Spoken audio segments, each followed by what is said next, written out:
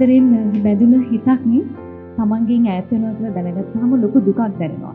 ඒ ලැබුණ ආදරය, ඒ ලැබුණ සෙනෙහස, ඒ තිබුණ බැඳීම මෙතනින් ඉවර වෙනවාද කොහොමද මම හිත හදාගන්නේ කියලා අනිත් කෙනාට දරා ගන්න ටිකක් අමාරුයි.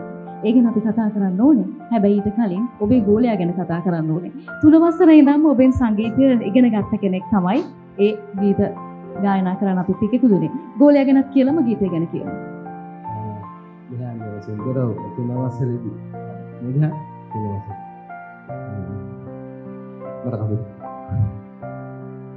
ගෝලයාගේ මේ ගීත ගායනය අනුව පිරිසට පුළුවන් ගුරා කොහොමද කියලා කමෙන්ට් එකක් දෙන්න. හොඳයිද? ගුරුතුමා හොඳයිද? මල් 7යි මෙහෙම කරලා. අතරම ධ්‍යාන 3 වසරේ ඉඳලා පහුගිය කාලේ රැල්ලට එන යම් ගීත කියනකොට මම ධ්‍යානට කිව්වා ඕවා කියන්න එපා. ඕක කියන්න ඔයා මාත් එක්ක කරන වැඩ හදාගත්තට පස්සේ ඔයා ඒක කියන්න කමන්නේ. ඔයා රැල්ලට කියන සමහර ගීත ඔයා කියන්න මේ ටික හදාගත්තට පස්සේ. ඒක අහපු හින්දා තමයි ඒගොල්ලෝ එතන ඉන්නේ. එහෙම